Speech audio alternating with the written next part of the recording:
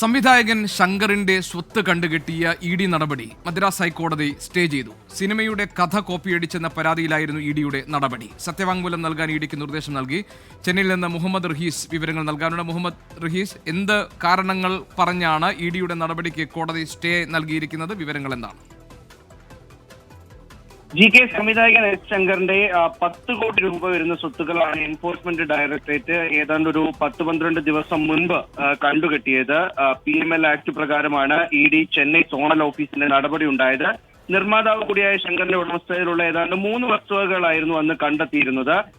അപ്പോൾ ചിത്രത്തിന്റെ കഥ, തിരക്കഥ, സംഭാഷണം എന്നിവയ്ക്കായി ഈ എന്തിരൻ സിനിമയുടെ കഥ ഇദ്ദേഹം മോഷ്ടിച്ചു എന്നാണ് ഹർജിക്കാരൻ പരാതി നൽകിയിരുന്നത്. ഇത് നേരത്തെ തന്റെ കഥയെ അച്ചടിച്ചു വന്നിട്ടുള്ളതാണ്. അത് സംവിധായകൻ ഉപയോഗിച്ചു എന്നായിരുന്നു പരാതി. അങ്ങനെ ഇതിന് ആദ്യ പ്രതിഫലമായി കിട്ടിയ തുകയോട് സാമ്യം വരുന്ന ഈ ഒരു 11.5 കോടി രൂപയാണ് കണ്ടുകെട്ടിയിരുന്നത്. എന്നാൽ ഇപ്പോൾ പ്രതിഫലമായി 11.5 കോടി രൂപ ശങ്കർ വാങ്ങിയില്ല എന്നാണ് കോടതി കണ്ടെത്തിയിരിക്കുന്നത്. അല്ലെങ്കിൽ ആദ്യഘട്ടത്തിലുള്ള ഒരു കണ്ടെത്തൽ അങ്ങനെയാണ്. ഈ ഇ.ഡിയുടെ വാദം ശരിയല്ല. അതുകൊണ്ട് തന്നെ നിലവിൽ ഒരു ഇടക്കാല ഉത്തരവ് അല്ലെങ്കിൽ ആ ഒരു നടപടി സ്റ്റേ ചെയ്യുന്നു എന്ന് ഇന്ന് ഹൈക്കോടതി അറിയിച്ചിരിക്കുന്നു. മദ്രാസ് ഹൈക്കോടതിയുടെ നടപടി. മുഹമ്മദ് റഹീസ് ചെന്നൈയിൽ നിന്ന് വിവരങ്ങൾ നൽകുകയായിരുന്നു.